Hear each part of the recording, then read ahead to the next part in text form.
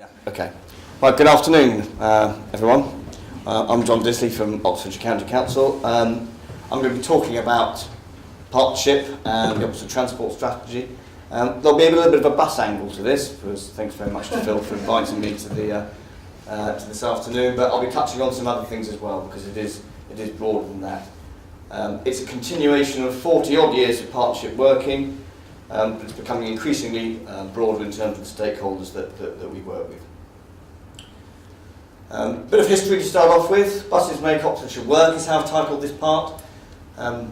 Phil's already talked about the very high levels of bus transport that Oxford enjoys, well over 50%. We've got new opportunities coming to Oxford like the Westgate Centre. How else are people going to travel given a sort of fixed level of car parking and the historic road infrastructure that Oxford has. So we need to transfer what we've been doing over the last 40 years and take it on to a new level to make projects like the Westgate work. Here's a little bit of a historical number. City how it used to be. Lots changed since then. We've got Carfax Tower in the background, and apart from what might be your choice of breakfast cereal, that's all is the same. Anyone who hasn't experienced High Street in Oxford recently will find that you can actually now walk down High Street and start hearing things like birds sing. So it is a very different environment, and that's only been achieved through partnership working. And what's that partnership working involved? From a bus perspective, they've always been very central to our Oxford Transport Strategy work. We talked about Park and Ride a little bit already, 5,500 spaces. How it used to look like on the left, and that's Corn Market Street for those who don't know it, in the days when buses used to run up and down there and people used to have to queue for them to find their space. Things have changed in that respect there as well. It's been a joint piece of working where we've looked at our strengths and as different organisations and brought the best things from each to the table. So from a council point of view, we've invested in transport infrastructure like bus lanes and other hardware type things to give buses as much free passage as you can in a constrained city. Operators have invested in the latest vehicle technology to make them more attractive to users, like this rather snazzy pink number we see on the right.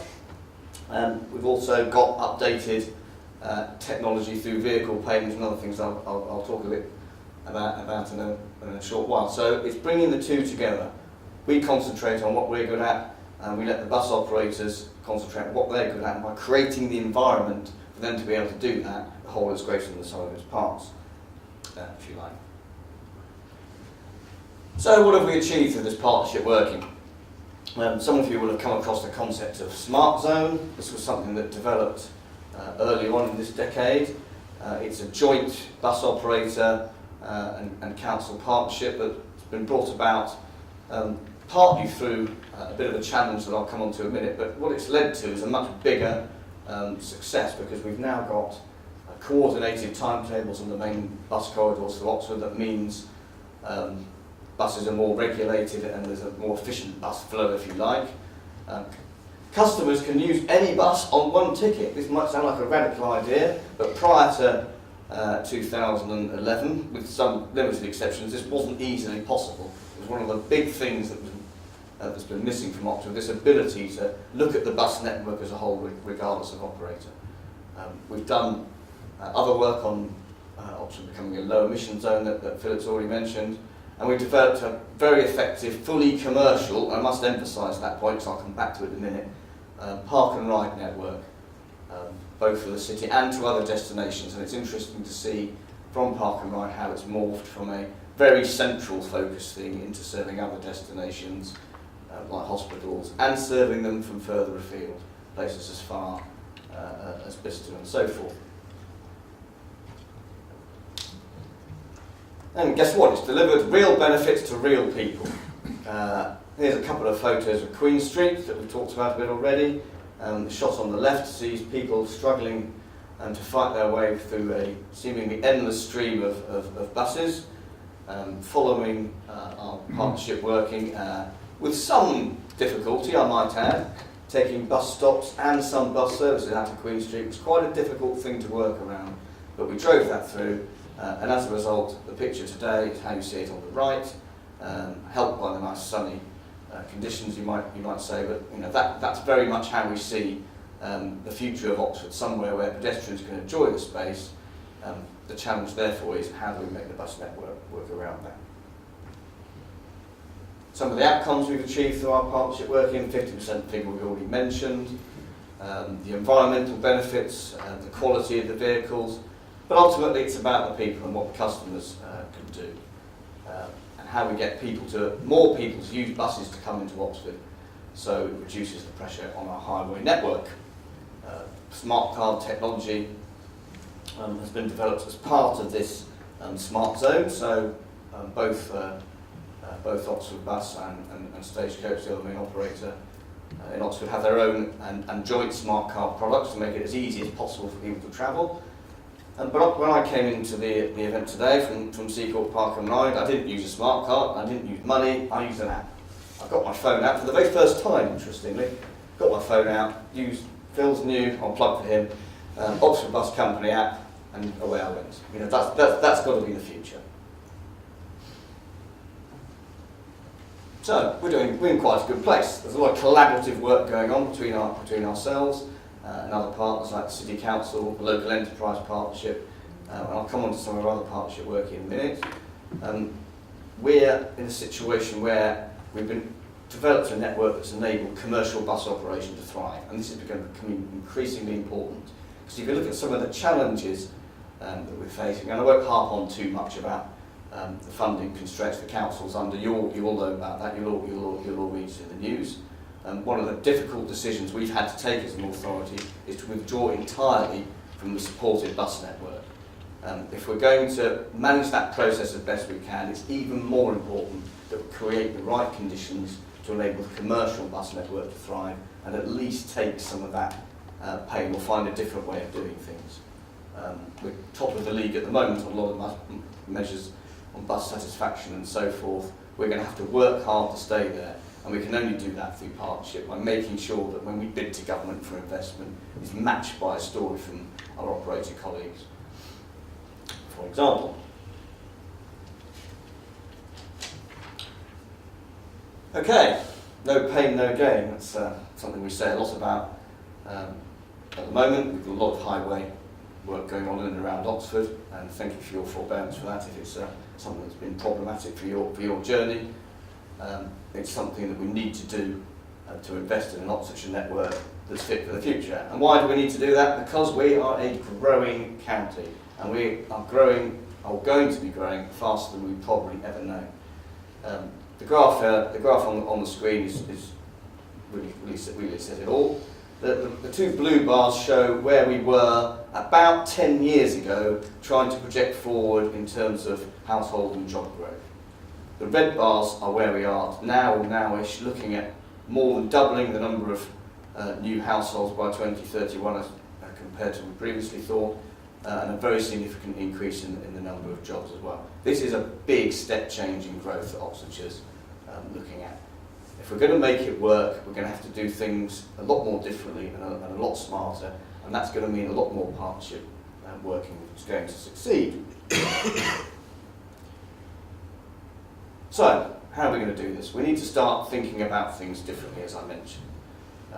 As I said when I started, there's a little bit of a bus slant to today's slide, but we work equally well with rail operators, and I could be doing a different sort of presentation here with one or two of my colleagues who I see in the room, and from Chiltern and elsewhere. And it's big schemes, big rail schemes like Oxford Parkway are increasingly going to be an important part of our business. Presentationally, though, we're looking at a public transport network. We've called it Science Transit, but the essence of it is kind of mode agnostic in a way.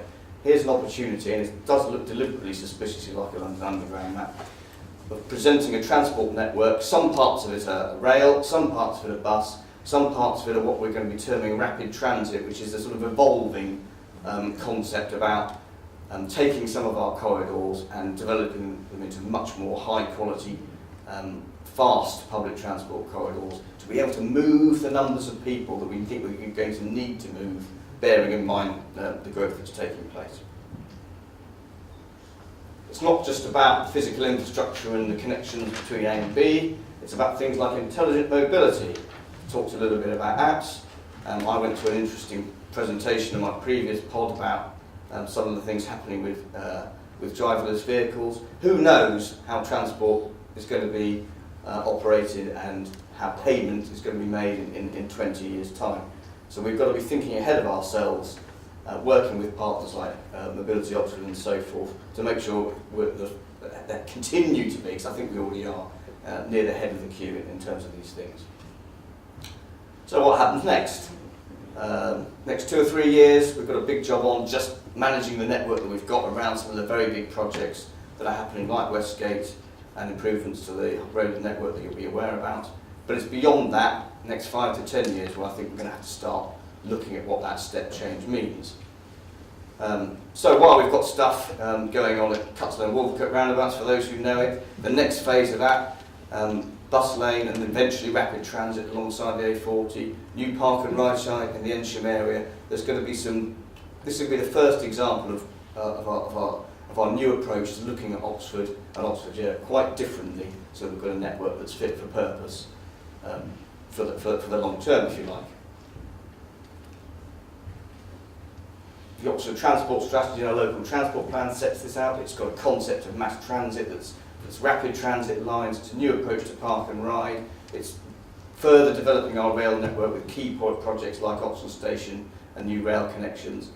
That's the box of the 3 on the left I wanted to focus on, but it's worth noting, particularly the first point in the box in the middle, which I flagged up in bold, the workplace parking levy. We're going to need to have to pay for all this somehow, and we've already got some dialogue going about how can we have a well thought out and developed funding process that achieves more than one objective, because the days of central government just doling out money without having a strong justification are long gone, and there was much more emphasis on you finding your own funding solutions to deliver the projects and the infrastructure you need. And what do we think that looks like? Well, it might look something like this. Here's an Oxford Transport Strategy in 2035 map. The sky blue bus symbols dotted around the edge of our new concept of where park and ride will be, not on the edge of Oxford City as it is now. There may be some parking on the edge of Oxford City, and it may be that existing park and ride sites continue to be used for that kind of purpose. But fundamentally, we need a change, because that network was developed in the early 1970s for Oxfordshire as it was then. By 2035, some 60 odd years later, with the amount of growth that we're talking about, we're going to need something different. So we're looking at a network of what we call outer park and ride sites, where people will get onto the bus earlier in their journey, get onto a rapid transit network eventually earlier in their journey, complemented by an enhanced rail network, as you can see there. Again, all part of that sort of one public transport network picture. It's going to take a little while to get there, but we're already starting to see some examples of where this will be happening. We're only going to do that through partnership working. We've done a lot of which was actually done on quite an informal basis. We've got a more formal bus quality partnership now. We're now looking at morphing that into something different. It's more of a sort of board process involving other partners, the local enterprise partnership, district councils, and the importance of district councils in this, forget all this unitary debate that you're probably hearing about, can't be underestimated.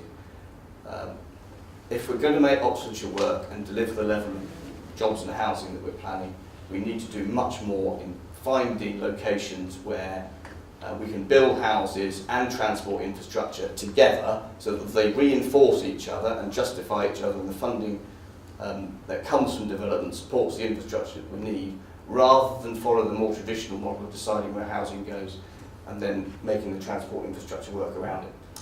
I've just got the signals, that's a nice time for a couple of closing points.